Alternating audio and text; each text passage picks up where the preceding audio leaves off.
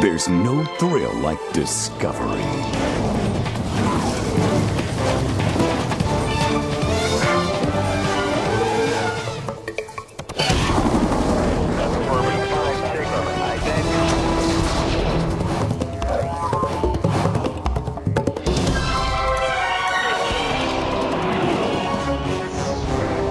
The Discovery Channel.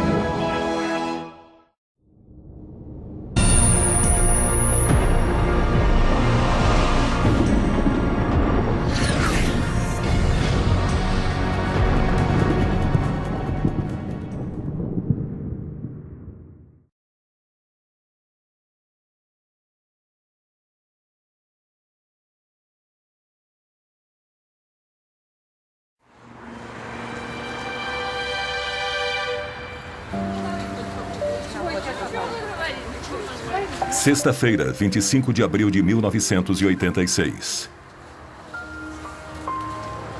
Um belo dia de primavera para os 43 mil habitantes de Pripyat, na Ucrânia. Um dia que ficará gravado na memória deles para sempre.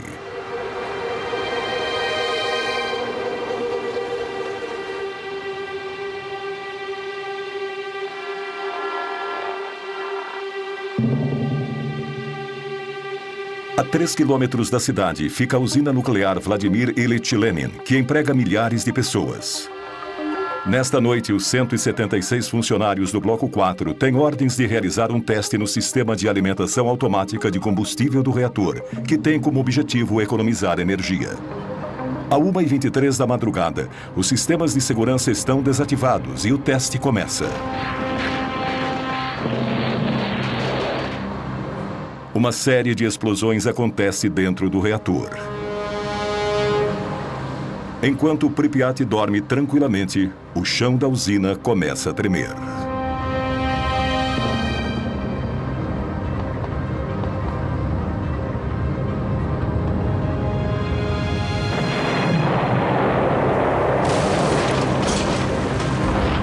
A tampa de 1.200 toneladas do reator explode. Um fluxo fortíssimo de vapor radioativo começa a jorrar, espalhando urânio e grafite centenas de metros em volta da usina. Da enorme cratera, uma chuva de fogo carregada de partículas radioativas é lançada a 1.000 metros de altura. Eram várias cores muito brilhantes. Laranja, vermelho, azul. Parecia um arco-íris. Foi lindo. O pior acidente nuclear da história tinha acabado de acontecer. Recebi um telefonema bem cedo, por volta das 5 da manhã. Disseram apenas que tinha havido um acidente na usina nuclear de Chernobyl.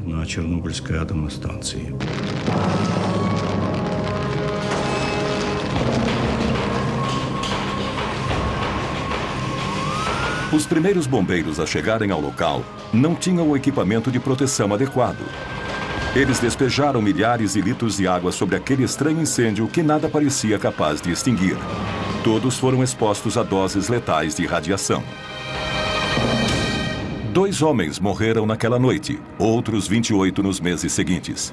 Foram as primeiras vítimas de Chernobyl. Ninguém estava preparado para uma crise como aquela. Nos 7 meses seguintes, 500 mil homens enfrentariam um inimigo invisível. Uma batalha cruel e silenciosa que ceifou a vida de milhares de heróis anônimos e atualmente praticamente esquecidos. Foi graças a esses homens que o pior foi evitado. Uma segunda explosão, 10 vezes mais potente do que a de Hiroshima e que teria destruído metade da Europa. Isso foi mantido em segredo por 20 anos, tanto pelos soviéticos como pelo Ocidente. Muitas dessas imagens nunca foram vistas antes. São fotos tiradas por jornalistas que também foram expostos à contaminação nuclear. Alguns deles morreram logo depois. Essas imagens contam a história de uma guerra secreta, cujas consequências continuam 20 anos depois, tornando o desastre ainda pior. Esta é a verdadeira história do desastre de Chernobyl.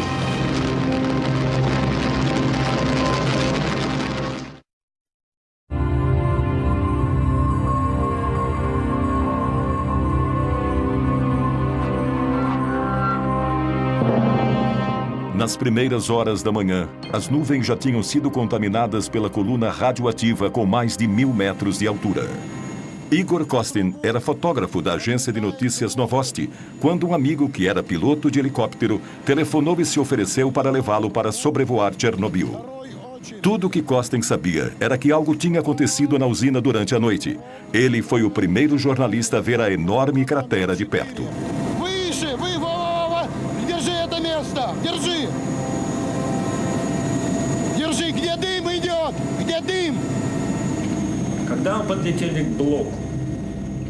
Nós nos aproximamos do bloco 4 e começamos a sobrevoá-lo. Não tínhamos ideia do risco que estávamos correndo. Quando sobrevoamos o bloco, eu abri a janela do helicóptero. Eu não percebi que estava cometendo um grande erro. A fumaça fina e transparente que ele via subindo das ruínas era pura radiação. Kostin foi um dos poucos repórteres que esteve em Chernobyl e conseguiu sobreviver à radiação. Quando abri a janela, não ouvi nenhum ruído. Estávamos bem acima das ruínas do reator. Eu sentia como se estivesse flutuando no espaço, como se estivesse num túmulo. O silêncio era mortal. Eu não ouvia nada, nem mesmo o helicóptero. Nada. Era um buraco negro. O silêncio era sepulcral.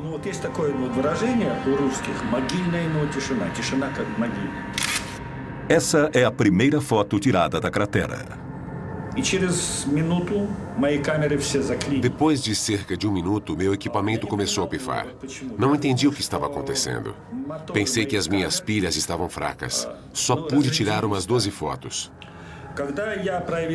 Quando voltei para Kiev e revelei os filmes, vi que os negativos estavam escurecidos e as cores muito ruins. Eu ainda não sabia, mas as fotos tinham sido expostas à radioatividade. No centro do reator que explodiu, debaixo de 14 metros de destroços, a grafite que revestia o combustível nuclear queimou e derreteu o urânio. A precipitação radioativa seria 100 vezes maior do que a força combinada das 2 bombas atômicas lançadas sobre Hiroshima e Nagasaki. No Kremlin, 8 horas depois da explosão, Gorbachev tinha poucas informações sobre a situação. As primeiras informações que eu recebi falavam que havia acontecido um acidente e um incêndio. Não havia nenhuma palavra sobre a explosão. No início disseram que não houve explosões. As consequências dessas informações falsas foram dramáticas. К решению этой проблемы возникшей.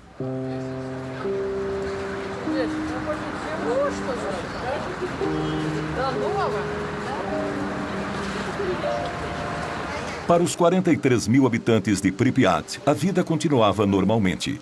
Eles não sabiam nada sobre o desastre a 3 quilômetros dali.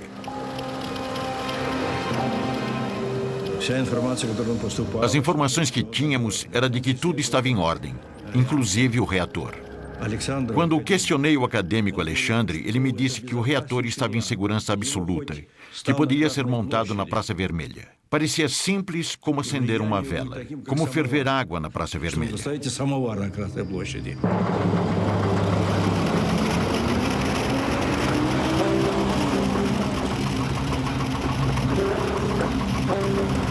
Na cidade, começaram os boatos de que havia acontecido um incêndio na usina e de que algumas pessoas haviam morrido durante a noite, mas não havia nenhuma informação oficial.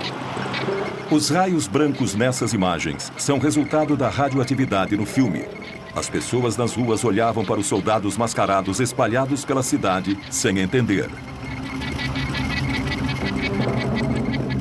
O coronel Gremeniuk comandou as tropas responsáveis por manter a situação sob controle.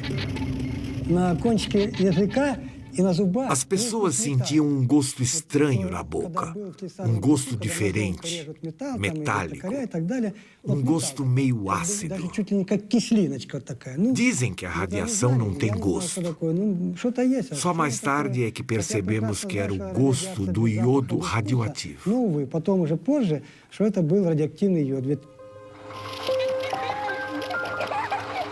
Enquanto as crianças brincavam nas praças, os homens do coronel Grebeniuk faziam as primeiras medições dos níveis de radioatividade. Naquele tempo, a radioatividade era medida em unidades chamadas Rontgens. O nível normal de radiação na atmosfera é de cerca de 12 milionésimos de 1 Rontgen. Em Pripyat, no começo da tarde, o nível era de 200 milésimos de Rontgen, 15 mil vezes mais alto que o normal. Naquela noite, o nível já era 600 mil vezes maior que o normal. Boulevard Lenin, 200. Boulevard Rukavina, 250 milirontgens. E naquela noite, 7 rontgens. Os meus subordinados já estavam começando a achar que as máquinas não estavam funcionando direito. Ou que estavam mentindo para eles. Não sabíamos que o reator ainda estava queimando e que a radiação continuava a se espalhar. Este mapa foi selado com plástico, porque ainda é radioativo.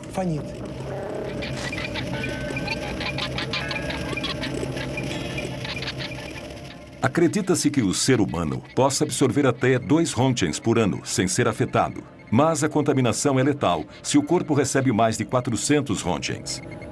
Naquele primeiro dia, os habitantes absorveram uma dose de radiação 50 vezes maior que a considerada inofensiva. Naquele passo, a população receberia a dose letal em 4 dias.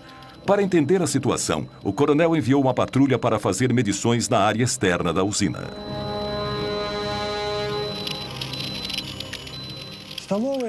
As primeiras medições foram registradas nesse mapa, 2.080 rontgens.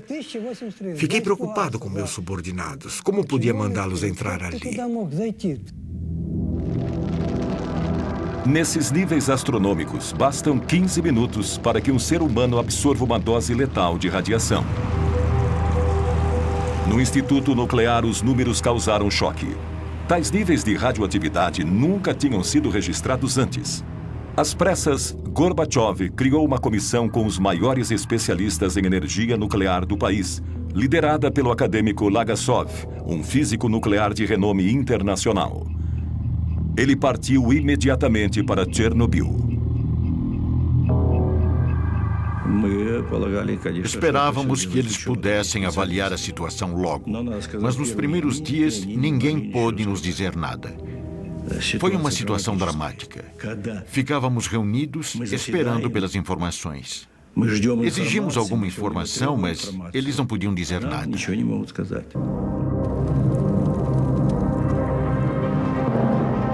20 horas após a explosão, o nível de radioatividade continuava a subir. Naquela altura, as portas e janelas já deveriam estar seladas e a população deveria estar tomando pílulas de iodo para combater os efeitos da radioatividade, mas nada disso tinha sido feito.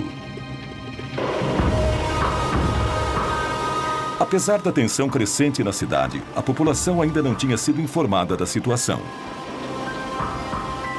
Na época, Yulia Marchenko tinha apenas 5 anos. Ela morava em Pripyat com a família. O pai dela trabalhava na usina.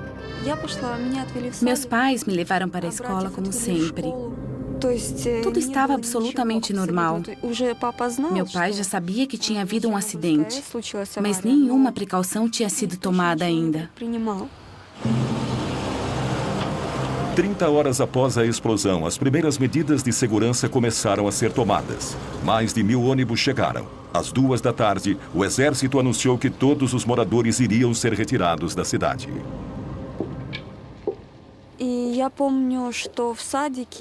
Eu me lembro que naquele dia, no jardim de infância, as professoras deram pílulas de iodo para as crianças. Lembro que os pais foram buscar seus filhos.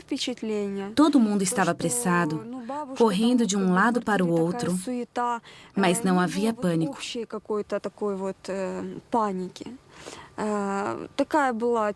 Achávamos que era temporário, que íamos voltar em alguns dias. Para evitar pânico, as autoridades esconderam a gravidade da situação. Os moradores tinham um prazo de 2 horas para pegar suas coisas e aguardar na porta de suas casas. Mandaram todo mundo entrar nos ônibus. Lembro perfeitamente bem de ter que escolher os brinquedos que ia levar. Eu tinha muitas bonecas e queria levar todas, mas não podia.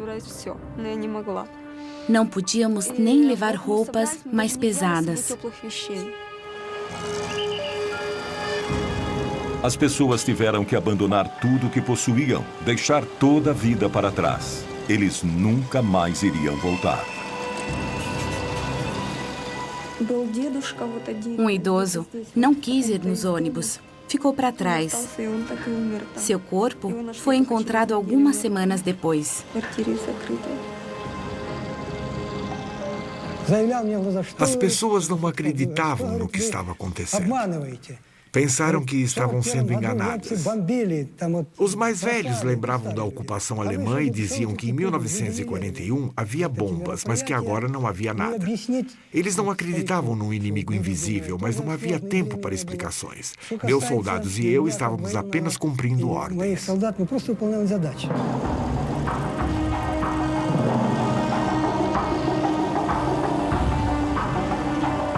Em 3 horas e meia, 43 mil pessoas foram retiradas contra sua vontade, mas sem tumulto.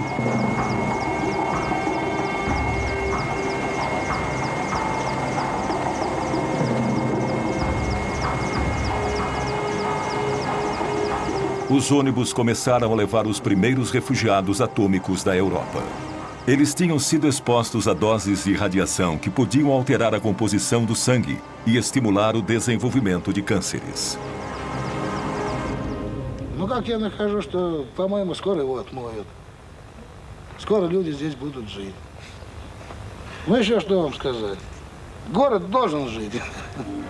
Красивый город. Вот я сейчас смотрю напротив стадиона. Здесь должны дети играть. Ну, без риска, по-моему, нигде нельзя.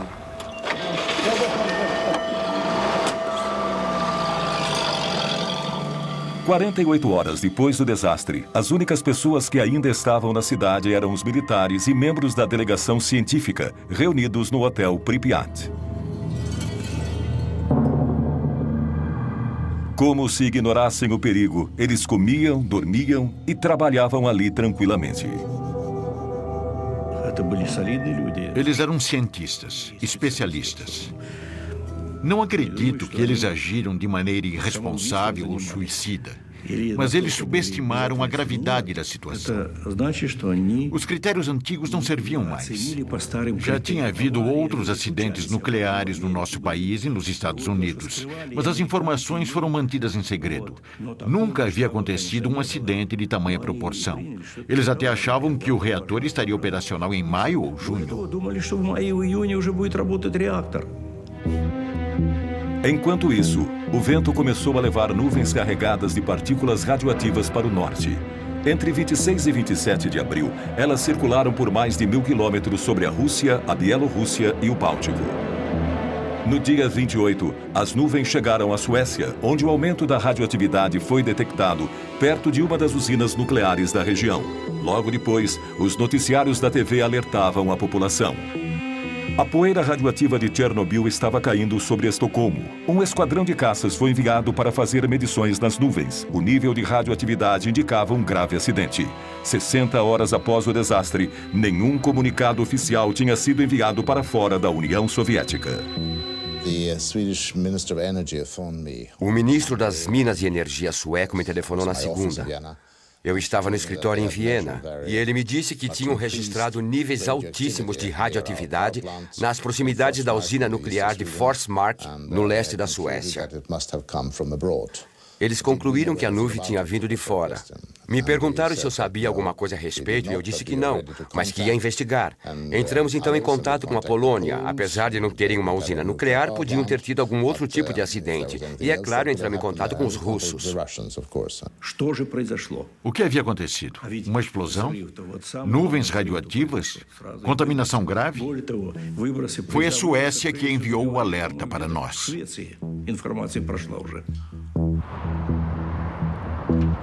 3 dias depois do acidente, enquanto Gorbachev ainda estava tentando reunir dados, os satélites espiões americanos e europeus se voltaram para a União Soviética e descobriram as ruínas da usina ucraniana. A fumaça que saía da enorme cratera aparecia claramente nas imagens.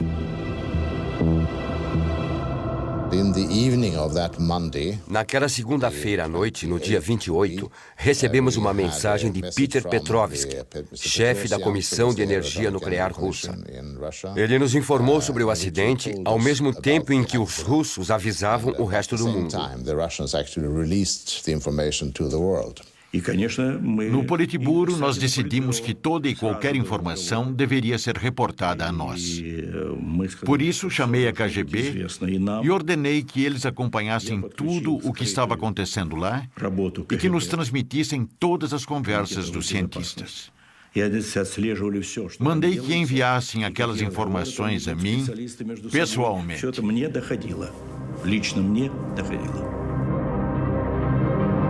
Foram necessárias 48 horas para que se tivesse informações precisas sobre o desastre. Foram 2 dias inteiros, durante os quais os 43 mil habitantes de Pripyat ficaram expostos à contaminação. E o problema continuava. Na parte inferior do reator, 1.200 toneladas de magma incandescente continuavam a queimar a mais de 3.000 graus, liberando gases e poeira radioativa na atmosfera. A Europa inteira estava à mercê dos ventos.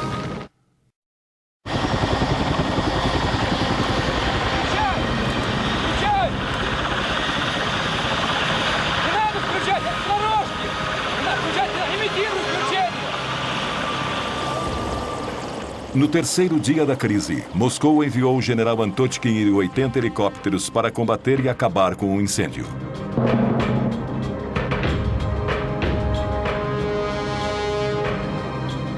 Quando chegou, o general sobrevoou o reator em ruínas a 200 metros de altitude. Por causa do incêndio, a temperatura estava entre 120 e 180 graus, mesmo àquela altitude. O nosso dosímetro, que é um instrumento que mede a radiação, ia só até 500 rotings. A agulha enlouqueceu, quase pulou do painel. Acho que havia pelo menos 1000 rotings a 200 metros. Mesmo àquela altitude, meia hora de exposição poderia ser fatal. A forte corrente de ar quente radioativo que subia do reator não permitia nenhum tipo de aproximação. Eles teriam que improvisar uma forma de cumprir sua missão.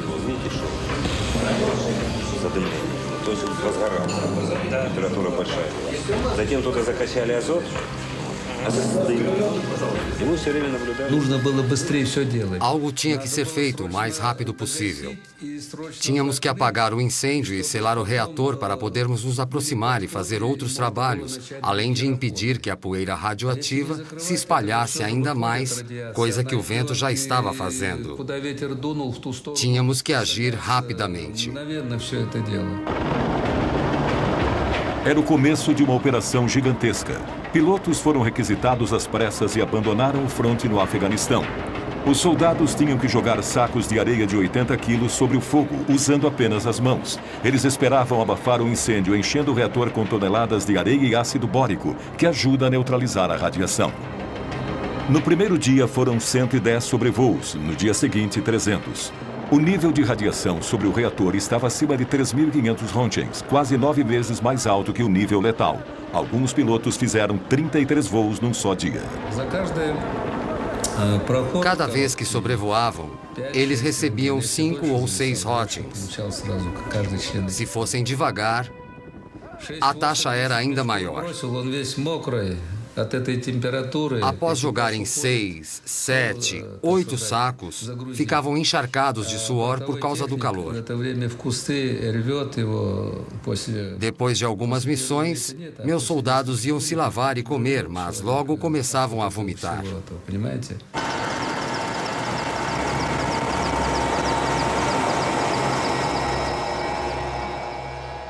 As vítimas foram enviadas para o hospital número 6, em Moscou.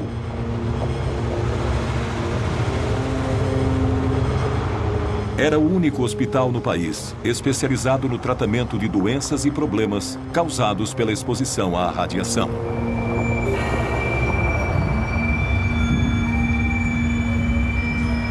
Os sintomas iniciais da exposição à radiação, enjoos, vômitos, náusea e diarreia, são seguidos por um período de latência. Só bem mais tarde, os piores sintomas aparecem, como a deterioração da medula óssea e o aparecimento de queimaduras horríveis, que destroem todos os tecidos. Para nós do hospital era muito difícil ver os pacientes psicologicamente falando. Eles vinham direto do aeroporto e quase todos eram muito jovens. Eles chegavam durante o período de latência e, por isso, geralmente chegavam se sentindo bem. Nós os vestíamos todos iguais, com o mesmo tipo de pijama. Eles chegavam brincando, mas nós já sabíamos que muitos deles iam morrer. 27 morreram bem depressa.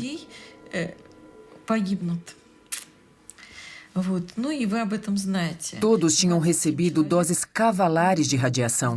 Estavam todos em péssimo estado. Era muito triste. E todos eles tinham queimaduras terríveis pelo corpo, alguns pelo corpo todo.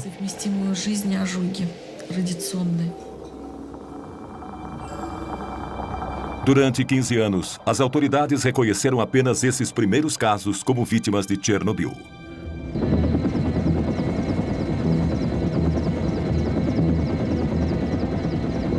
A 30 quilômetros a leste da usina, a floresta foi completamente queimada pelo deslocamento de ar radioativo causado pela explosão.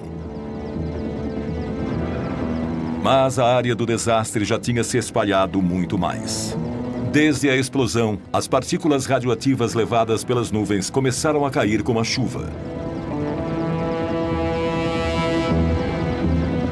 Muitas regiões em várias partes da Ucrânia, Bielorrússia e Rússia foram contaminadas. No dia 1º de maio, o vento mudou e também contaminou algumas áreas em Kiev, como mostra um mapa desenhado a partir das leituras feitas pelos homens do coronel Grebeniuk. As áreas mais contaminadas aparecem em vermelho, cercadas pelas áreas onde o nível de radiação era normal. Mas a população ainda não havia sido avisada. Houve apenas um relato, um minúsculo artigo de rodapé na página 3 do Pravda, que minimizava a gravidade do acidente e dizia que o perigo já tinha passado. A situação era crítica, mas eles agiam como se nada estivesse acontecendo. Seguiram com as comemorações do 1º de maio. Era como se o país se recusasse a reconhecer a situação. Foi a segunda fase do grande desastre de Chernobyl. 6 dias depois do acidente, apesar dos níveis de radiação milhares de vezes mais altos que o normal, as autoridades incentivavam as pessoas a participar do 1º de maio, mesmo onde se sabia que a contaminação era grave. Em 1986, assisti às comemorações do 1º de maio. Eu estava lá, testemunhei. Era a Parada dos Mortos.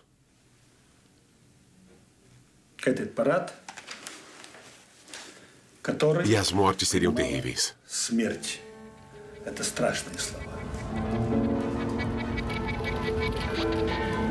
Estranhamente, todos os registros do 1º de maio de 1986 desapareceram do Arquivo Nacional da Ucrânia. Só restaram as fotos de Igor Kostin. Sherbitsky, o primeiro secretário do partido na Ucrânia, também participou das festividades com a família, inclusive os netos. Claro que era muito importante para nós evitar o pânico. Se pelo menos soubéssemos qual o nível de radioatividade no ar... Quantas pessoas foram contaminadas durante as comemorações? Nenhum único estudo foi publicado ainda. Vladimir Sherbitsky, primeiro secretário do Partido Comunista Ucraniano, cometeu suicídio pouco depois.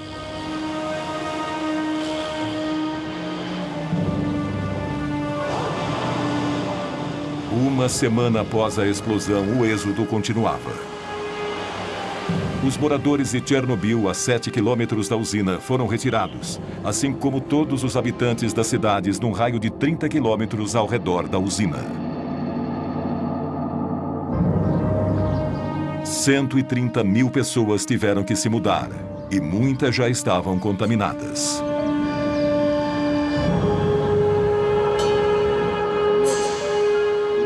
Uma área de 300 mil hectares na Ucrânia e Bielorrússia foi abruptamente evacuada e isolada do resto do mundo.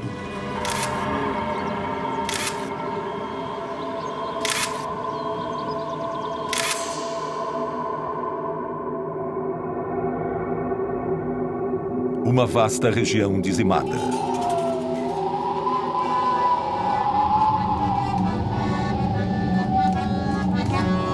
Toda uma cultura arrancada de sua terra natal. Em poucos dias, um mundo inteiro foi destruído por um inimigo invisível.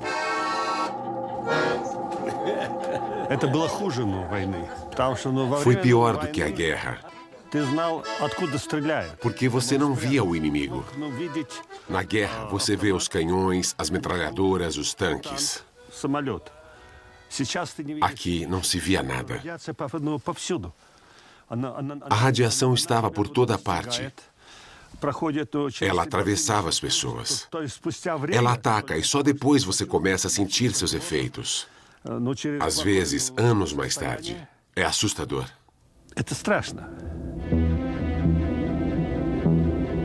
Enquanto isso, a nuvem radioativa continuava avançando sobre a Europa, passando sobre a Bavária e o norte da Itália. A chuva levou o Césio 137 e o iodo 131 para o sul da França e a Córcega. Plantações e pastos foram contaminados. Enquanto as autoridades francesas negavam a presença da nuvem, ela alcançou a Grã-Bretanha e se espalhou até a Grécia. Em Chernobyl, o nível de radioatividade continuava a aumentar. 6.000 toneladas de areia e ácido bórico cobriram a cratera. Mas no subsolo, a gigantesca massa de magma incandescente continuava ardendo. 10 dias depois do desastre, Gorbachev convidou pessoalmente Hans Blix, o diretor da poderosa Agência Internacional de Energia Nuclear, para visitar o local. Foi o primeiro especialista e o primeiro ocidental a visitar Chernobyl.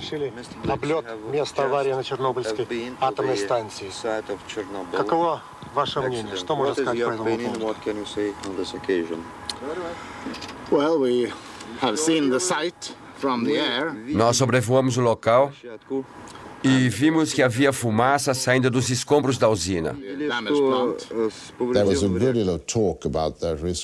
Falou-se sobre o risco de uma segunda explosão. Falaram sobre isso quando estávamos em Moscou. Um amigo nosso, parente de um dos especialistas, ligou para ele e disse que havia rumores de que um segundo reator poderia explodir também.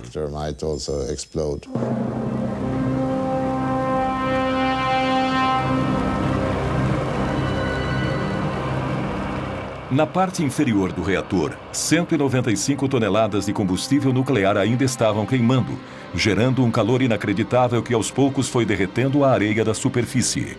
As rachaduras logo começaram a aparecer. Depois que tapamos o buraco, a temperatura lá dentro começou a subir. Ficamos com medo porque podia haver outra explosão. Foi assustador. Os cientistas vieram para fazer a leitura e ficaram preocupadíssimos. Tinham medo de que a temperatura alcançasse um nível crítico, o que provocaria uma segunda explosão. Teria sido uma tragédia sem precedentes. A laje de concreto debaixo do núcleo do reator estava esquentando e corria o risco de se partir. O magma podia começar a vazar. A água que os bombeiros jogaram logo depois do desastre estava empoçada embaixo da laje. Se o magma entrasse em contato com a água, isso causaria uma segunda explosão, ainda mais devastadora do que a primeira. Os maiores especialistas do país foram chamados para ajudar. Vassili Nesterenko era um deles. Na época, ele trabalhava com mísseis intercontinentais soviéticos. Se o calor fizesse com que a laje de concreto trincasse, bastaria que 1.400 quilos da mistura de urânio e grafite entrassem em contato com a água para detonar uma segunda explosão.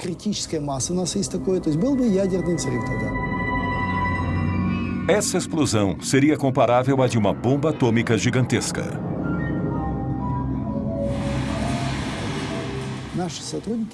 Nossos especialistas avaliaram os dados e concluíram que a explosão teria uma força de 3 a 5 megatons.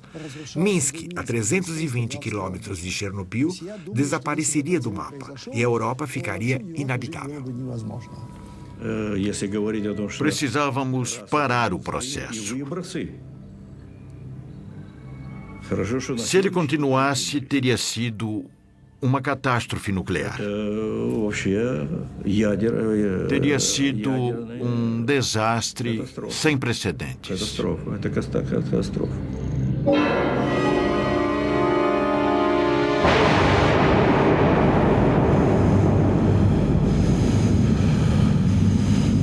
Essa segunda explosão seria acompanhada por uma onda de choque e um aumento gigantesco da radioatividade, que acabaria com milhares de vidas em questão de horas. Ainda bem que não aconteceu. Já havia trens com mais de 1.000 vagões em Minsk, Gormel e Kiev, prontos para levar a população. A situação era crítica. Em Moscou, o governo decretou 2 medidas de emergência. A primeira foi enviar um batalhão de bombeiros para retirar a água acumulada sob o reator. Mais tarde, eles seriam declarados heróis nacionais, mas sofreriam com as sequelas da radiação para o resto da vida. A segunda medida era selar a fissura para abaixar a temperatura definitivamente. Em 2 dias, os homens despejaram 2.400 toneladas de chumbo dentro do reator. Começamos a despejar o chumbo e a temperatura caiu na hora. Ele foi bem absorvido e selou a fenda conforme ia derretendo e, com isso, a radiação diminuiu. Só que parte desse chumbo derreteu em contato com o fogo, evaporou e ficou na atmosfera. 20 anos depois, ainda há sinais de chumbo nos doentes de Chernobyl. Hoje há muitas críticas, mas naquela situação não havia nada melhor a fazer. Todas as pessoas, civis ou militares, oficiais ou não, trabalharam sem descanso.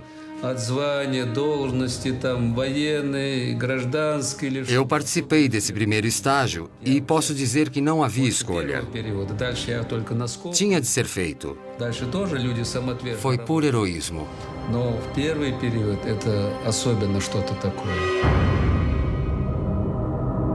Durante a operação, 600 pilotos foram contaminados. Todos morreram, mas seus esforços adiaram o pior por alguns dias. Embora tivesse sido coberto, o incêndio não tinha acabado. Sobrevoos com helicópteros não iam resolver o problema. Era preciso chegar mais perto, entrar na fissura. Mas como?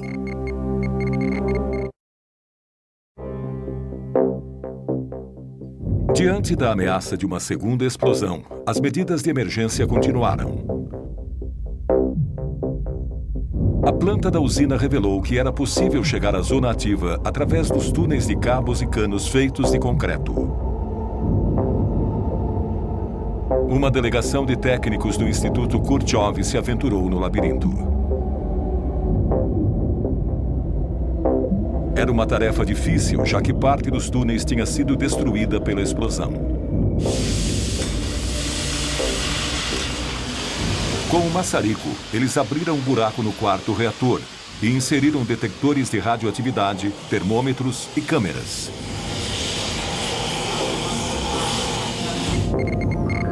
O resultado foi aterrador. Os níveis de radiação eram astronômicos e o que eles mais temiam se confirmou. O magma quente tinha trincado a laje de concreto, vazado para uma área inferior vazia e agora ameaçava se infiltrar ainda mais. O risco de haver uma explosão era de 5, 10%. Drenamos a água debaixo do reator, mas era preciso fazer mais. Tínhamos que pôr alguma coisa embaixo do reator para impedir que o magma se infiltrasse.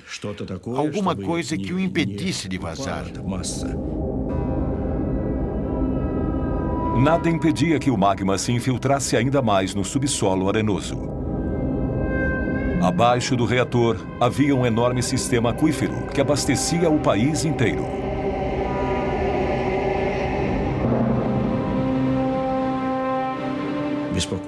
O que mais nos preocupava era que todo aquele magma podia fazer tudo ruir de uma vez e chegar ao lençol subterrâneo, o que contaminaria os rios Triper, Nietva e Kiev e o Mar Negro.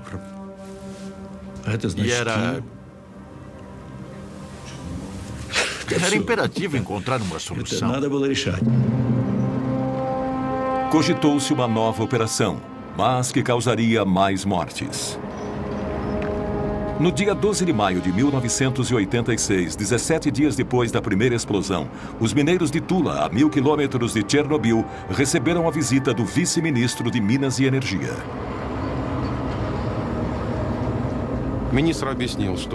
O ministro falou sobre o acidente em Chernobyl. Disse que precisava de mineiros da nossa região de Moscou e nos deu 24 horas para reunirmos os nossos pertences.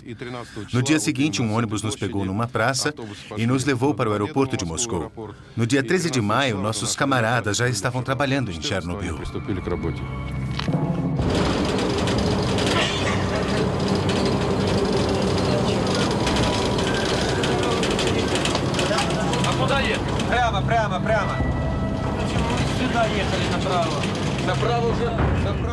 A missão deles era chegar ao reator pelo único caminho possível, o subterrâneo.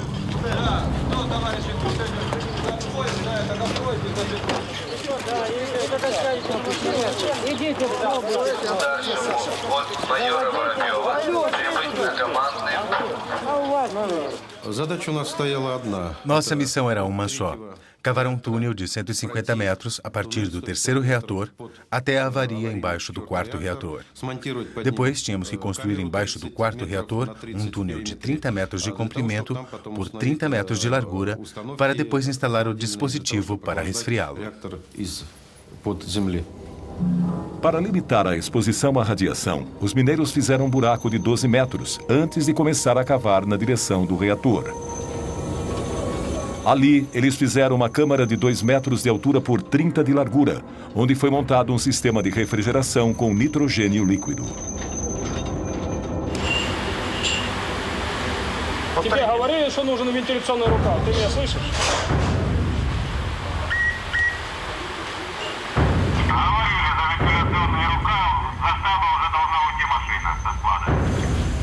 Em um mês, 10 mil mineiros da Rússia e da Ucrânia desceram ao túnel. Todos tinham entre 20 e 30 anos.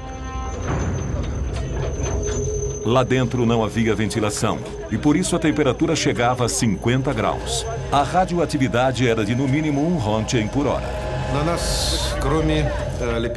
Trabalhamos sem nenhum equipamento de proteção. Não dava para usar máscaras porque o filtro ficava úmido em questão de minutos. Todo mundo trabalhava sem nada, até sem camisa. Bebíamos água direto das garrafas abertas, o que era péssimo porque estávamos ingerindo partículas radioativas junto com a água. Um dos nossos camaradas engoliu um grão de areia altamente radioativo e morreu. Como a gente ia saber o que cada um inalava ou ingeria? O mais difícil era a falta de oxigênio. E o calor insuportável. Era absurdamente quente.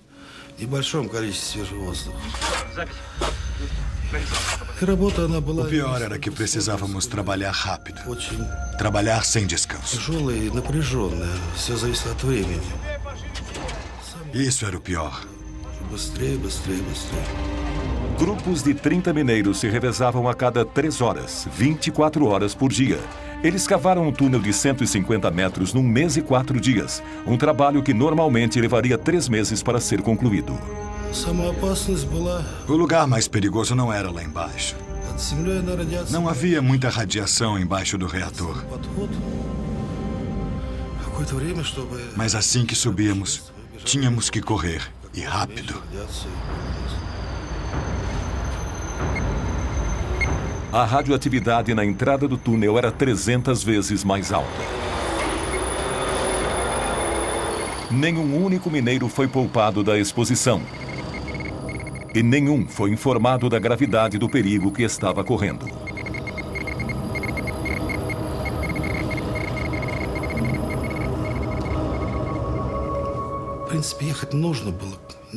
Alguém precisava fazer aquilo.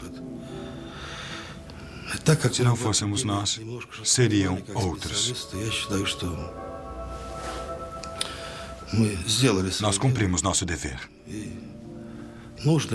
Se devíamos ter aceitado, é muito tarde para julgar. Eu não me arrependo.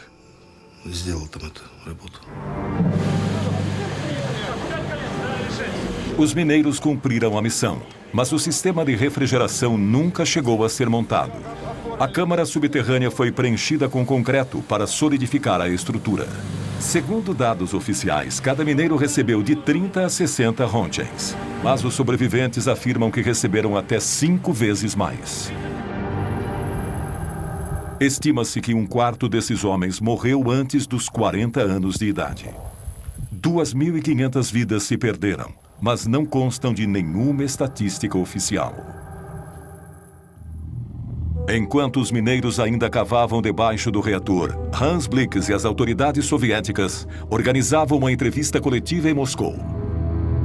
Let me say that on behalf of the IAEA, em nome da AIEA, quero dizer que lamentamos profundamente este acidente trágico, a perda de tantas vidas e o prejuízo causado. Fizemos um acordo com as autoridades soviéticas que irão a Viena para analisar as consequências do acidente. Perante 500 jornalistas do mundo todo, Blix anunciou uma conferência internacional em Viena, onde os soviéticos forneceriam todas as informações sobre o desastre.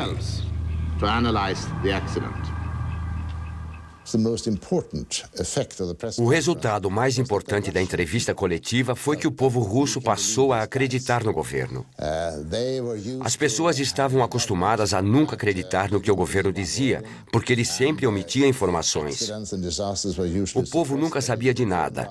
Então, quando ouviram as notícias do acidente, ficaram com medo que fosse pior. E era.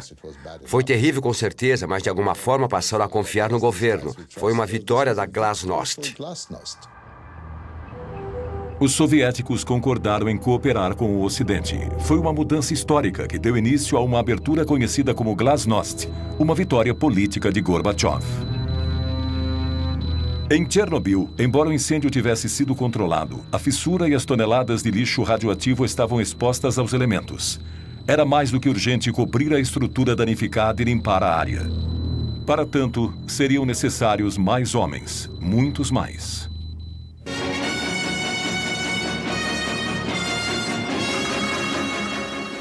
Добрый вечер, товарищи. 18 dias após o desastre, Gorbachev falou ao povo soviético. Авария на Чернобыльской атомной электростанции.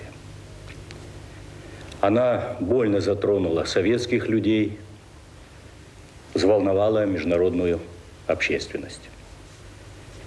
Мы впервые реально столкнулись с такой грозной силой, какой является ядерная энергия, вышедшая из-под контроля. Вся работа, по сути, ведется круглосуточно. Задействованы научные, технические, экономические возможности всей страны. O país todo foi mobilizado. Nada de formalidades burocráticas. Se alguém tinha o que precisávamos, pegávamos. A preocupação com os custos ficou para depois. Pegávamos tudo de que precisávamos. Era uma situação de emergência. O general Nikolai Tarakhanov, comandou as tropas terrestres. Em apenas um ano, 100 mil soldados e oficiais passaram por Chernobyl. Eram todos reservistas. Foram convocados pelas autoridades das cidades onde viviam e enviados para o fronte. Militares ou civis, oficiais ou soldados rasos, eles ficaram conhecidos como liquidadores, um termo inventado naquela situação. Sua missão, liquidar, acabar com a radioatividade. Сначала ходишь первые дни, прячешься, одеваешь маску, а потом уже забываешь, даже на производстве уже забываешь одевать ее. Уже как дома, чувствуешь себя действительно, привыкаешь здорово. Все улыбаются, все довольны. Водку не продают. Вообще в Москве такой слух был, что на Чернобыль приезжает, водителям каждый день дают 150 грамм этого. Я с женой разговаривал 150, и да. рассказываю, говорю, в столовую заходишь 150, выходишь 150. Она, ты хоть закусывай там. Самое интересное, тут просто нет. Igor Kostin era um dos 5 repórteres autorizados pelo Kremlin a fazer a cobertura. Fato inédito num país onde tudo era mantido em segredo. 3 dos seus colegas já haviam morrido. Não havia títulos, nada de ministros, generais ou soldados. Ninguém dizia, eu sou general, faço o que eu mando. Todo mundo estava fazendo o melhor que podia. E foi assim que começou a operação batizada de liquidação do acidente de Chernobyl. 100 mil soldados, além de 400 mil civis, operários, engenheiros, enfermeiras, médicos e cientistas de cada república soviética passaram por Chernobyl. A União Soviética estava travando sua última e maior batalha. 500 mil pessoas. Havia mais homens em Chernobyl do que os que lutaram contra Napoleão. Só que o nosso exército tinha sido contaminado.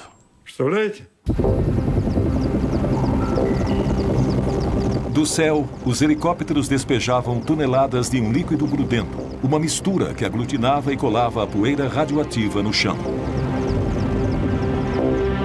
Enquanto isso, brigadas de liquidadores ficaram encarregadas de limpar a área, casa por casa, e remover a camada de poeira radioativa que cobria tudo.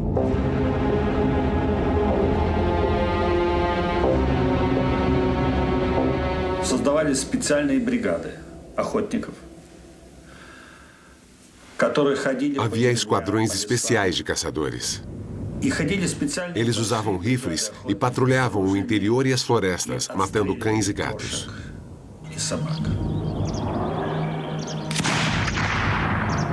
Todos os animais tiveram que ser mortos, porque depois de vagar pelas áreas mais contaminadas, estavam encharcados de radioatividade e podiam contaminar os liquidadores.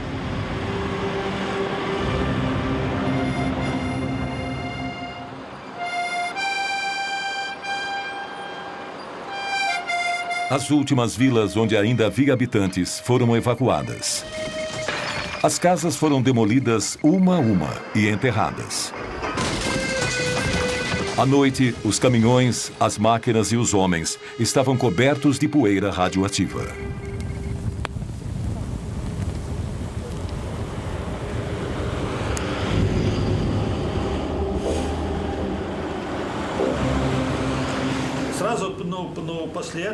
Um amigo me falou, Igor, vamos rápido tomar banho. E lá fomos nós. Nos esfregamos um ao outro durante uma meia hora, com uma bucha grossa e um sabão bem forte, bem concentrado. Nos lavamos bem, a cabeça, o corpo inteiro, várias vezes, até cansar. Depois disso, colocamos roupas limpas e fomos comer. E comemos muito bem. Isso era necessário num trabalho como aquele.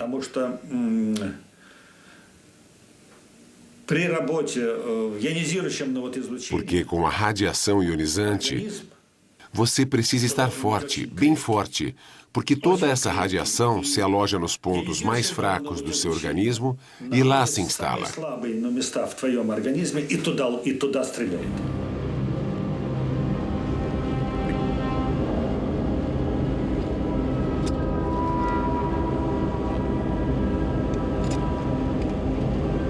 Em volta da usina, teve início uma operação colossal, que funcionava 7 dias por semana, sem um minuto de descanso. 300 mil metros cúbicos de solo contaminado foram retirados, levados para valas enormes e cobertos com concreto.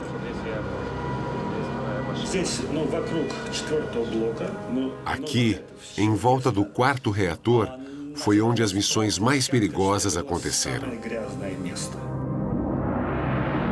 8 semanas depois da explosão, os liquidadores atacaram o coração do problema. Para neutralizar o lixo tóxico a longo prazo e impedir que se espalhasse ainda mais, o reator inteiro teria que ser isolado.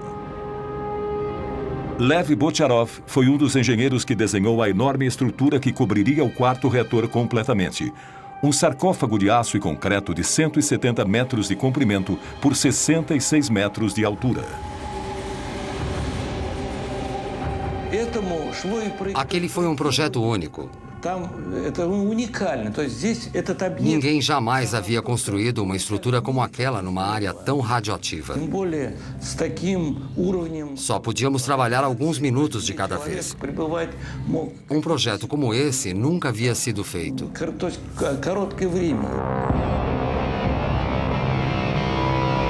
Era um desafio gigantesco. Como construir uma estrutura colossal num lugar onde as pessoas só podiam trabalhar alguns minutos, às vezes segundos, de cada vez? Uma situação como aquela exigiria maior capacidade de improvisação dos liquidadores e colocaria mais vidas em risco.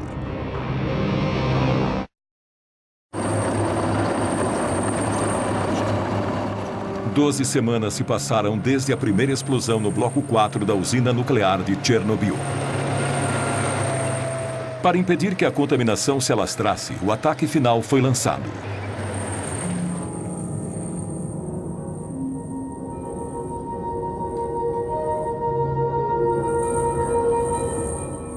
A radioatividade naquele setor era tão alta que só máquinas controladas à distância podiam trabalhar ali.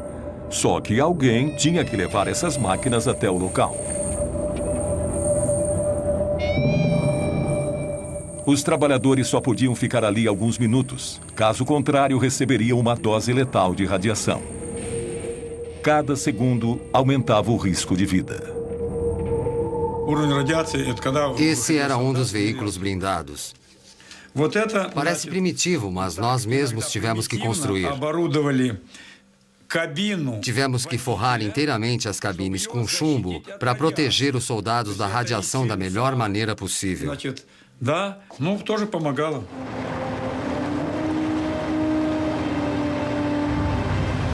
Cada peça metálica da estrutura era fabricada às vezes a centenas de quilômetros dali.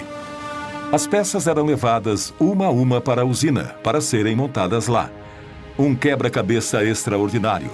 Vigas de 150 toneladas com 70 metros de comprimento, escoras de 45 metros de altura. Esse é o DEMAC 4000.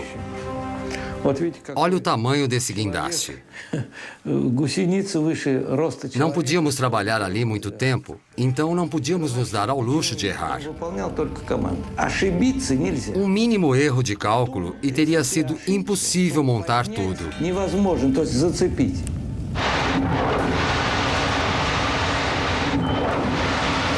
Apesar das péssimas condições, o trabalho progredia.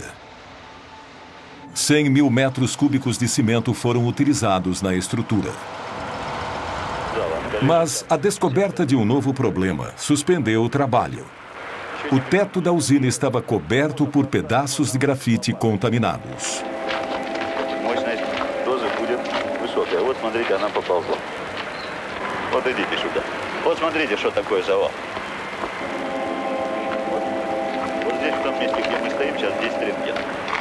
Это будет примерно 1000.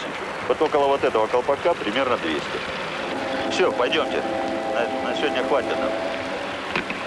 Выходим, пойдемте. И ты тоже выходи оттуда.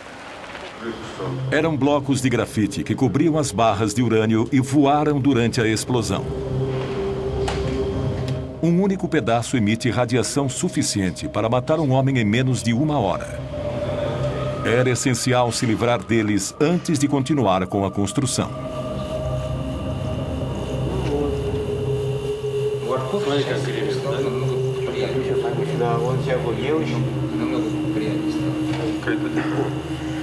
Там очень большие уровни радиоактивного излучения, и поэтому туда подойти крайне тяжело. Ну и зачем туда пускать людей, когда может техника сработать? A solução foi levar robôs até o telhado para jogar os destroços radioativos lá de cima. 60 metros abaixo, outros robôs juntavam os detritos e os enterravam em valas. Mas depois de alguns dias, a radioatividade ambiente começou a afetar até as máquinas. Os circuitos eletrônicos não aguentaram. Entraram em colapso e pararam de funcionar. Uma das máquinas quase se jogou de cima do telhado. Как вы собираетесь его разворачивать? Он же поперек висит.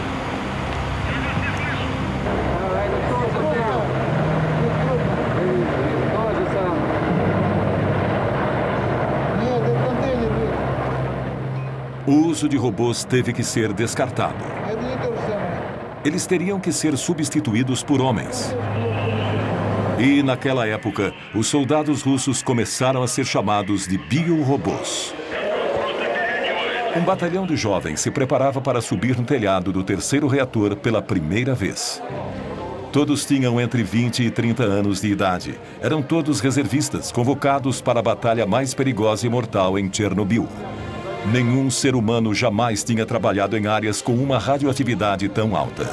O general Nikolai Tarakhanov comandou a operação e supervisionou pessoalmente os mínimos detalhes, como as proteções de chumbo que os soldados foram forçados a fazer à mão na véspera da operação. Os flancos, as costas, as botas. Eles estavam cobertos de chumbo da cabeça aos pés. Tinham chumbo no capacete, na máscara de proteção contra os raios beta. Tinha um chumbo no avental especial e na luva com dupla camada protetora. O uniforme completo pesava entre 26 e 30 quilos.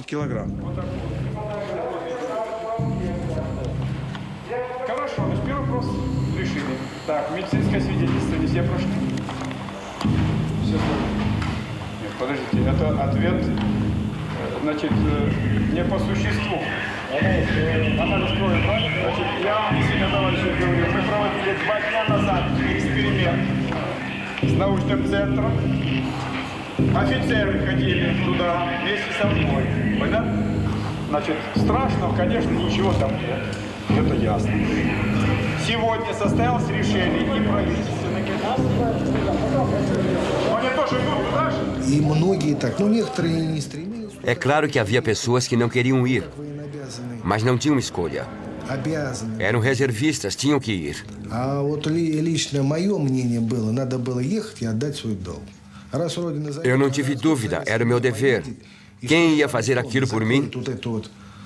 Аварию моими руками, моей работой, чтобы он... Quem ia limpar os destroços do desastre e impedir a radioatividade de se espalhar pelo mundo?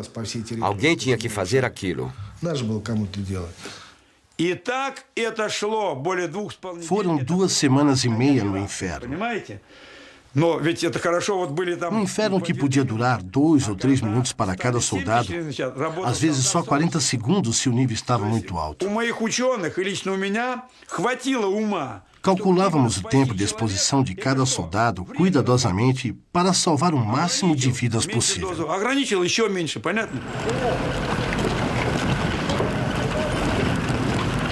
Quando a sirene tocava, um grupo de 8 soldados ia para o telhado junto com um oficial. A missão era bem simples: juntar os destroços radioativos o mais rápido possível e jogar tudo para baixo.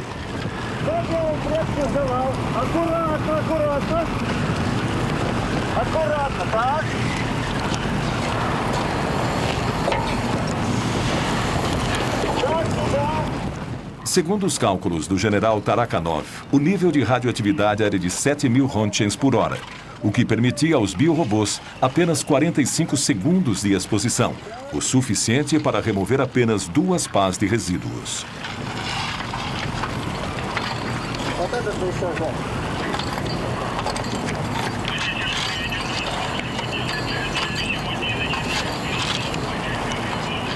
каждого была своя маленькая долика. Это как обычно, как вот в любое дело. Parecíamos formigas. Assim que os primeiros terminavam a tarefa, eram substituídos imediatamente por outros. Todo mundo trabalhava, por menos tempo que fosse. Foi assim, juntos, que combatemos a radioatividade. Durante 10 dias, grupos de biorobôs ficavam no telhado por 10 minutos. Segundo os militares, 3.500 pessoas participaram da limpeza. Algumas, como Igor Kosten e Konstantin Fedotov, subiram ao telhado 5 vezes.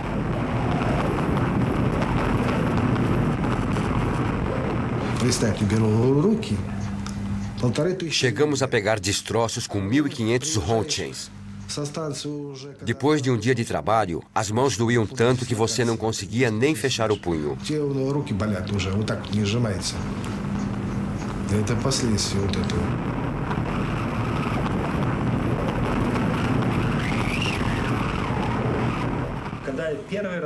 Na primeira vez que eu subi ao telhado, fui invadido por um sentimento místico. Era como estar num outro planeta. Estava tudo coberto de lixo radioativo. Minhas mãos tremiam. Eu não sabia em que mundo estava. Comecei a tirar fotos.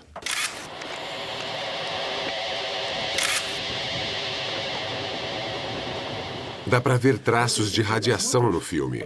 Eu estava segurando a câmera assim, e ela emanava do solo.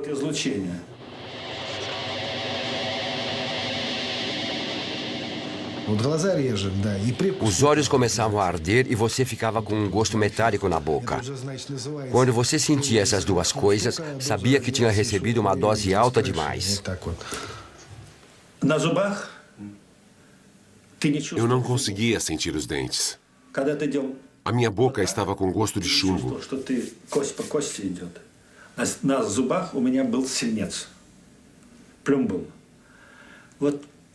Eu fazia assim com os dentes, mas não sentia nada. Eu até batia os dentes. Estava tudo coberto de chumbo. Até hoje, 20 anos depois, ainda sinto aquele gosto de chumbo na boca.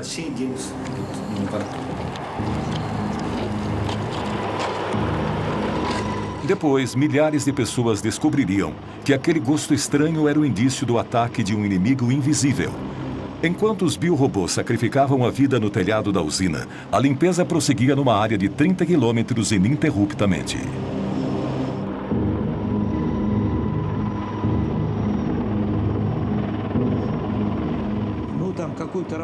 O trabalho que normalmente um homem levaria 1 hora para fazer, aqui em Chernobyl, era feito por 60 pessoas.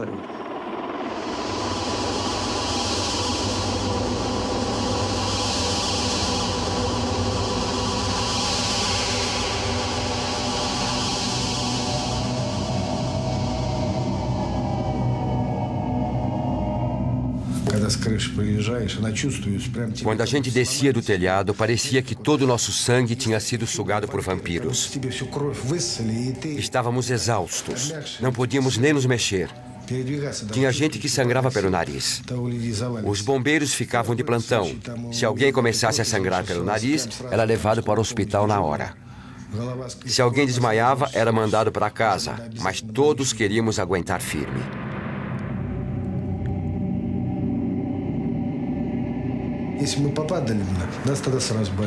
Na época, éramos jovens e fortes. Ficamos doentes. Perdemos tudo. Книжечки 20,5. Na minha ficha consta que recebi 20,5 Roentgens. O que isso significa? Na verdade, a dose que recebi foi muito maior que essa.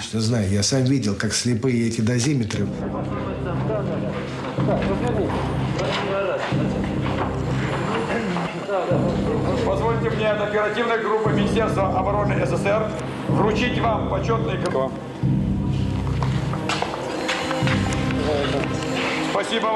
Como recompensa, cada soldado recebeu um certificado de liquidador e uma gratificação de 100 rublos, o equivalente hoje a cerca de 100 dólares americanos.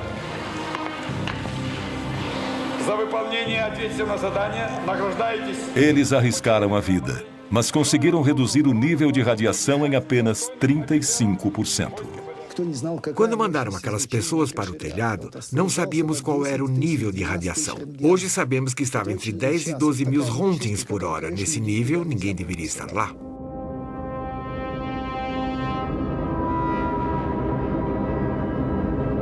Sete meses após a explosão, a área tinha sido limpa e o sarcófago construído. 500 mil pessoas, entre civis e militares, participaram da operação. Eu disse à comissão que, por terem enfrentado níveis de radiação absurdos, limpado toda a grafite e realizado tarefas tão heróicas, os nossos soldados mereciam algum ato simbólico, como hastear a nossa bandeira.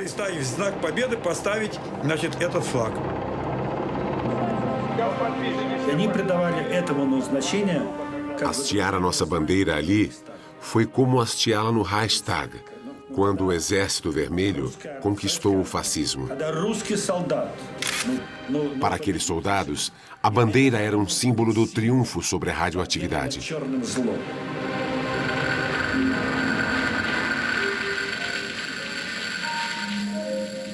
Cada grupo de liquidadores comemorou o fim da operação à sua maneira. Bocharov e seus homens gravaram seus nomes na tampa de metal que ia selar o sarcófago.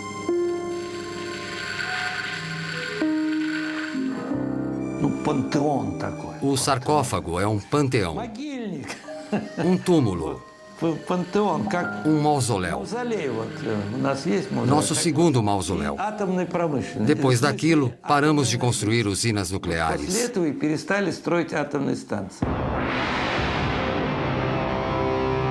Foi uma vitória amarga. O país nunca se recuperaria.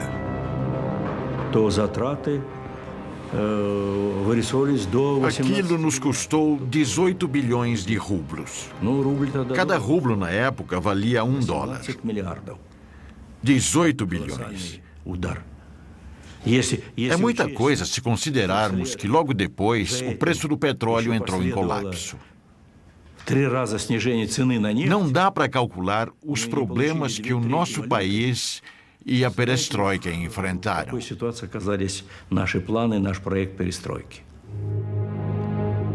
A primeira nevasca começou a cair sobre Chernobyl. Para as autoridades, era uma prova de que o sarcófago estava lacrado, pelo menos pelos próximos 30 anos, segundo a previsão. Os liquidadores voltaram para casa. Os reatores 1, 2 e 3 foram reativados.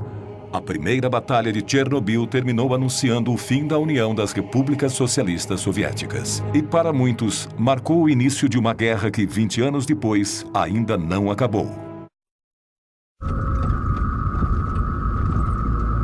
20 anos depois, Pripyat ainda é uma cidade fantasma.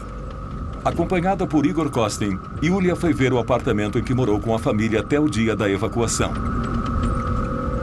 Diferentemente do que foi dito, nenhum único habitante pôde voltar a morar nos prédios abandonados.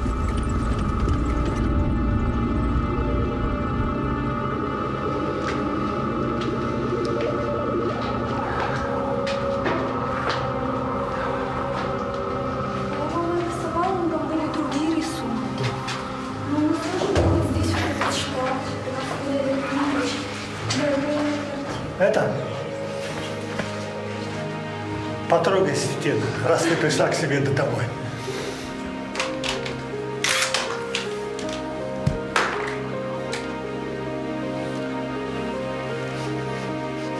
Para Igor Kostin, a visita também traz lembranças dolorosas.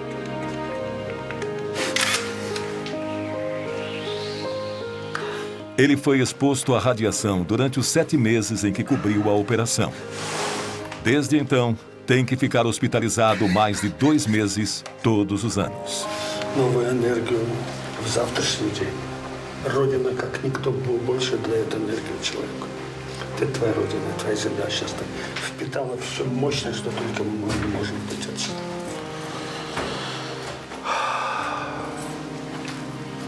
У меня такое ощущение, что я здесь была всю жизнь. Ты маленькая. Спокойно, дружище, спокойно. Para centenas de milhares de refugiados, bem como para centenas de milhares de veteranos da Batalha de Chernobyl, a luta contra o inimigo invisível ainda não terminou. Todos os que estiveram em Chernobyl ainda sofrem com a radioatividade que absorveram. Nos meses seguintes ao acidente, os liquidadores lotaram os hospitais por toda a União Soviética. 20 anos depois, aqueles que ainda estão vivos continuam a frequentar o hospital número 6. São todos vítimas do que os especialistas chamaram de Síndrome de Chernobyl.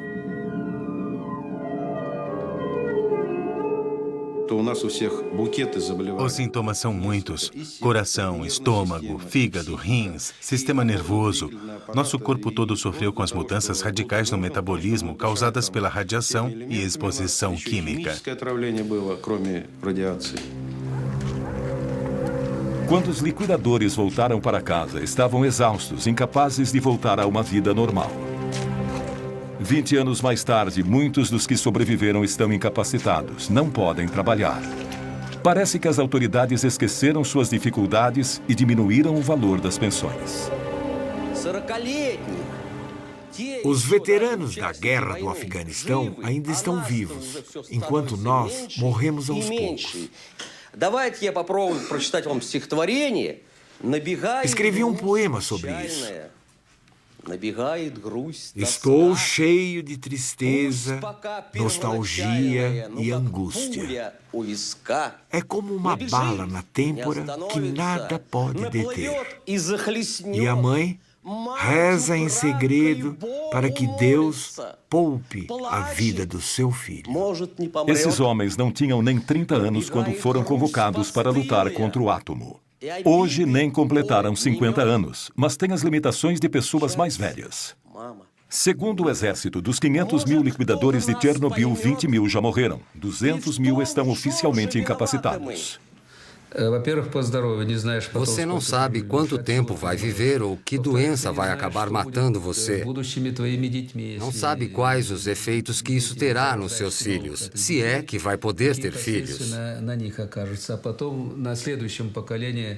Só o que sabemos é que esse inimigo invisível está nos devorando por dentro, como um verme. Para nós, a guerra continua e aos poucos estamos deixando este mundo. Apesar de tudo isso, depois de 2 décadas, apenas 59 mortes foram oficialmente atribuídas ao acidente de Chernobyl. Nenhum único estudo foi feito com os 130 mil refugiados da região. Nenhum único dado estatístico levantado sobre o estado dos 500 mil liquidadores. Nenhum número sobre a população que continua a morar perto de Chernobyl e das áreas contaminadas. Essas pessoas nunca souberam o nível de radiação que receberam. 6-0, да? Це вже підвищується. Вчора була 5 і 7, а сьогодні вже 6-0. Це не підвищується, такое може бути. Да? Плюс-мінус. Плюс-мінус. Це не таке страшне. Слухайте, до скількох страшне? До скількох? Ну, кажіть правду. До скількох страшне? До скількох? До 20. Uma representante do Soviete Supremo descobriu que as reais consequências do acidente foram encobertas quando a União Soviética se dissolveu em 1991. Aproveitando o momento de anarquia em que o país se encontrava, ela conseguiu pôr as mãos em cópias de vários documentos secretos. Um relatório de 600 páginas do Comitê Central, preparado enquanto a Batalha de Chernobyl ainda estava sendo travada. Quando eu li aqueles documentos, descobri que as coisas aconteceram de maneira muito diferente.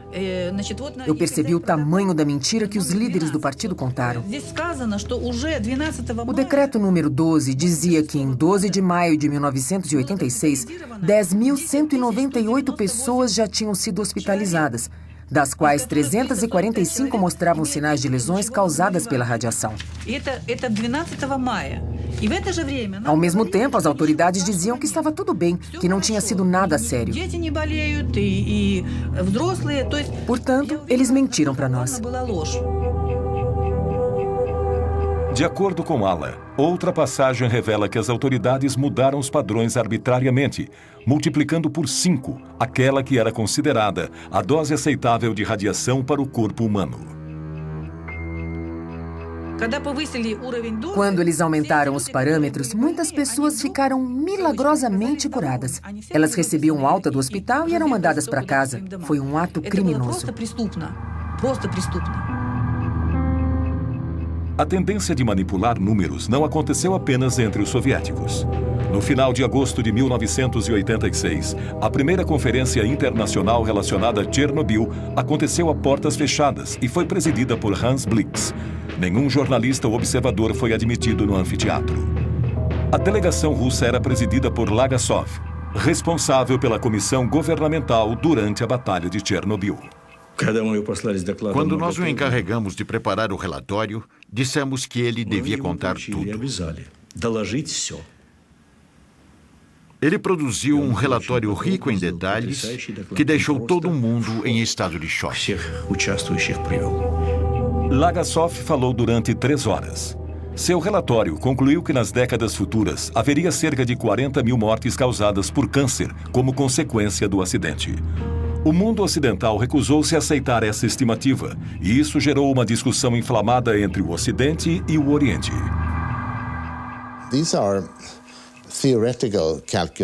São cálculos teóricos baseados no modelo de Hiroshima. O efeito a longo prazo da exposição a um determinado tipo de radioatividade mata uma quantidade X de pessoas. Então, multiplica-se por 10. Presume-se que seja por 10. Esse foi o cálculo. Não é um número exato, não é empírico. Os números se mostraram extremamente flexíveis. Ao final da conferência, não se falava mais em 40 mil vítimas, mas sim em 4 mil prováveis mortes. Quase 20 anos depois, em setembro de 2005, esse foi o número oficial de vítimas do desastre. A oposição mais ferrenha à política de transparência dos soviéticos foi a dos franceses, que negaram que a nuvem radioativa passou sobre o seu país. Est-ce qu'on a constaté quelque chose au-dessus de la France? Non, parce que les vents ne vont pas dans cette direction-là. Les vents tournent dans le sens inverse des aiguilles d'une montre. Il n'y a pas lieu du tout de s'inquiéter. C'est sans aucun danger pour la santé publique. 20 anos depois, na França e principalmente na Córcega, foram registrados vários casos de câncer de tireoide, do mesmo tipo e gravidade daqueles vistos em Chernobyl. O elemento mais perigoso que saiu do reator de Chernobyl não foi o césio, não foi o plutônio. Foi a mentira. A mentira de 86, é assim que a chamamos. Uma mentira que se espalhou como a radioatividade pelo país e pelo mundo inteiro.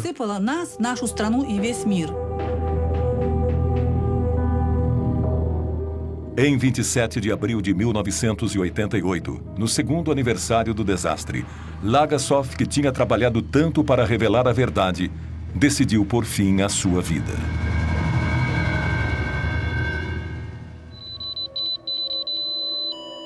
Atualmente, como metáfora perfeita da mentira institucionalizada, as partículas radioativas arremessadas do reator na explosão continuam a envenenar o solo.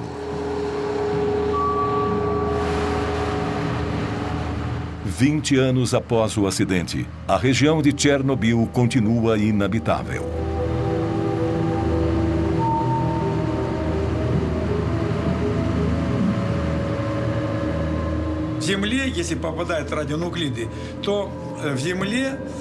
Em 5 anos, os radionuclídeos afundam 5 centímetros no solo contaminado. Ou seja, 20 anos depois, são 20 centímetros sob o solo. Eles continuam a contaminar as plantas. Para limpar tudo, teríamos que remover 20 centímetros do solo e enterrar isso em valas, o que seria uma tarefa gigantesca. É impossível.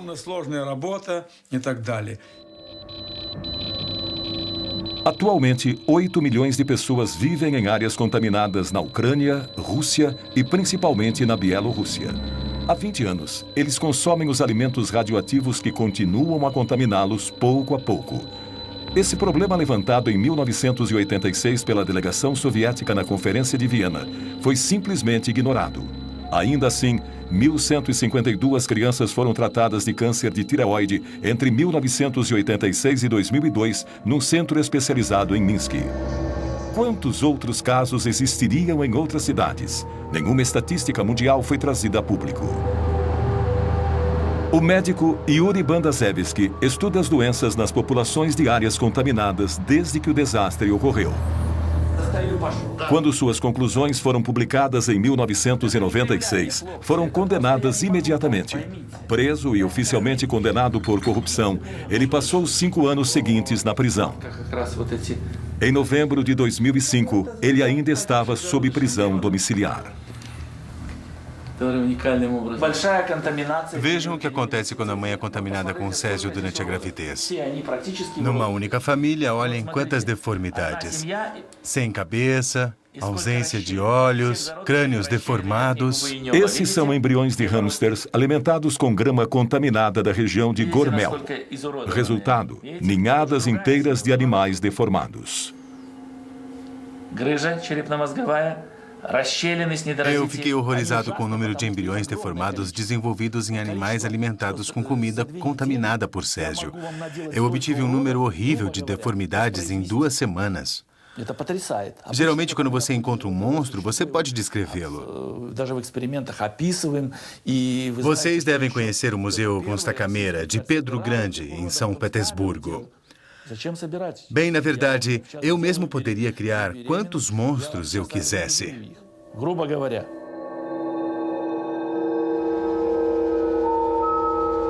Nunca houve nenhum estudo oficial de mutações genéticas decorrentes do acidente em Chernobyl. Apesar disso e dos mais de 1.000 abortos espontâneos que ocorreram após o desastre, centenas de crianças sofrem com os efeitos da radiação. As deformidades que vemos nessas crianças são parecidas com as que vimos nos hamsters de Bandazevski. Na Bielorrússia, 300 mil crianças atualmente sofrem as consequências da contaminação. A IGCO, Cruz Verde Internacional, fundada por Gorbachev depois que ele deixou o governo em 1991, abriu centros de tratamento e apoio às vítimas de Chernobyl. Eles também organizam acampamentos terapêuticos com o objetivo de ensinar as novas gerações das áreas contaminadas a conviver com a radioatividade, como aqui, medindo o nível de contaminação do alimento. Por quantos anos isso vai continuar? 800 anos? 800 anos. Até o segundo Jesus Cristo nascer? Até ele voltar? Sim, Chernobyl teve um papel importante para nós todos. E é claro que temos que continuar pesquisando, que continuar investindo. Temos que reforçar os laços de cooperação com outros países e criar centros científicos internacionais para descobrir novas fontes de energia mais seguras. Isso é essencial. Eu não desejo que ninguém, seja amigo ou inimigo, passe por uma tragédia como essa. Ninguém merece passar pelo que passamos em Chernobyl. Somos todos humanos, ninguém merece isso.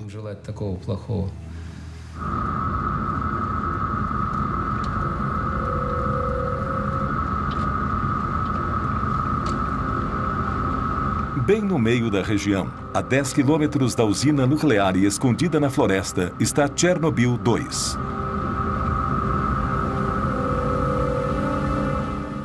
Há 20 anos, ninguém podia se aproximar desse enorme radar militar. O olho secreto de Moscou à procura de mísseis americanos. O fato de ter sido desativado após a explosão condiz com que o acidente de Chernobyl parecia prenunciar. O uso de armas é uma coisa terrível. Usar armas nucleares é muito pior. Chernobyl foi um acidente com um único reator, um acidente limitado, cujas consequências ainda enfrentamos. Houve 2 bombas, Hiroshima e Nagasaki. As consequências dessas bombas também são sentidas até hoje.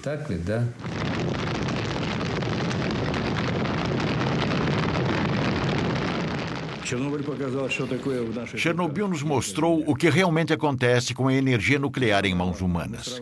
Calculamos que o nosso míssil mais poderoso, o SS-18, era tão poderoso quanto 100 Chernobyls. O SS-18 era a ogiva que os americanos mais temiam. E tínhamos 2.700 deles, todos apontados para os Estados Unidos. 2.700. Imagine a destruição que eles causariam. Mr. Gorbachev was probably right in saying Gorbachev estava certo em dizer que Chernobyl foi a melhor representação da radioatividade fora de controle. De certa forma, ele também disse que temos que nos afastar das armas nucleares. Um ano e meio após o acidente em Chernobyl, Gorbachev desativou todas as ogivas nucleares com alcance entre 500 a 5.000 quilômetros. 10 anos mais tarde, o tratado que proibia testes nucleares foi assinado por países do mundo todo, menos pela Índia. Chernobyl marcou o início do desarmamento dos dois maiores rivais nucleares do mundo. Chernobyl convenceu a todos. Tanto soviéticos como americanos perceberam a magnitude dos vulcões atômicos sobre os quais os dois países estavam sentados. Não só esses dois países, mas o mundo inteiro. O mundo inteiro. No entanto, a lição de Chernobyl parece estar sendo esquecida. Enquanto isso, sob o sarcófago do reator número 4, o veneno ainda é letal. Em 2001, os 3 reatores de Chernobyl foram desativados definitivamente. Mas 20 anos depois da explosão, os ponteiros do dosímetro ainda ficam malucos na base do sarcófago. Os níveis de radioatividade 100 vezes acima do normal contaminam os arredores da usina. A estrutura está enfraquecida pela chuva e pela erosão. Desde sua construção, 3.000 liquidadores têm vigiado na tentativa de evitar danos. Construímos o sarcófago para durar 30 anos. Achávamos que 30 anos depois da explosão, poderíamos construir um novo sarcófago sem ter que retirar os moradores. 20 anos se passaram e nada foi feito ainda. Ele tem que ser substituído, mas a Ucrânia não tem dinheiro para isso. Nós também não. Um novo sarcófago está sendo construído, mas sua montagem já está 10 anos atrasada. É uma estrutura de 108 metros de altura que deve cobrir o primeiro sarcófago completamente e que custará $1 bilhão. Hans Blix gerencia o fundo para a construção. Ainda não terminamos de construir o sarcófago novo, que estará pronto em alguns anos. Depois que ele estiver pronto, todo o resíduo radioativo poderá ser removido.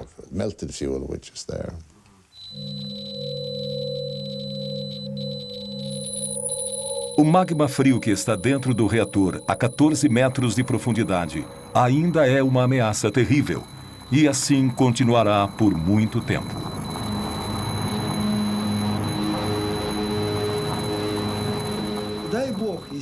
Rezo a Deus para que o sarcófago nunca se rompa. Seria a pior coisa que poderia acontecer, porque lá dentro há 100 quilos de plutônio. Um micrograma é letal para o ser humano, ou seja, há plutônio suficiente ali para contaminar 100 milhões de pessoas. A meia-vida do plutônio, isto é, o tempo que metade dele leva para desaparecer, é 245 mil anos, o que pode ser considerado uma eternidade. Há certas áreas onde jamais haverá vida novamente. Apesar desse aviso terrível, o desarmamento nuclear que começou com Chernobyl está sendo questionado nos dias de hoje.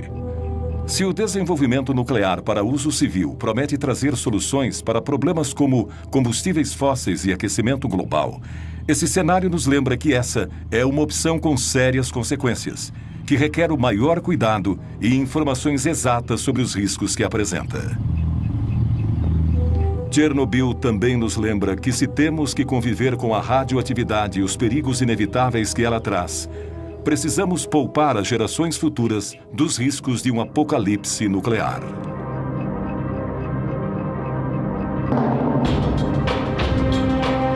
Versão brasileira, Tempo Filmes, São Paulo.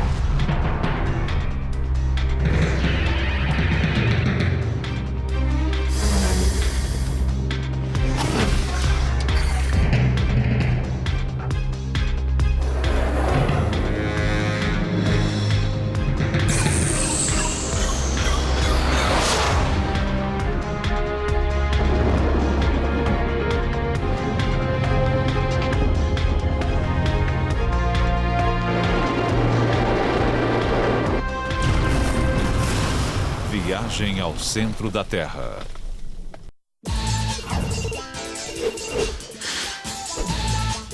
Parece que está todo mundo comprando. No metrô, eu sempre vejo pelo menos 5 pessoas lendo o Código da Vinci. É o assunto do momento.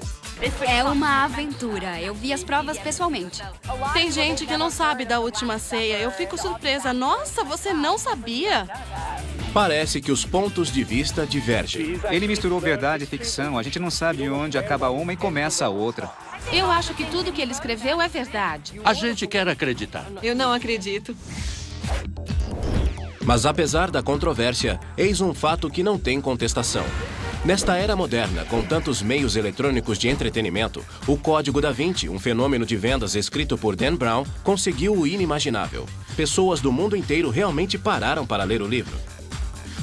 Quem iria imaginar que isso poderia acontecer?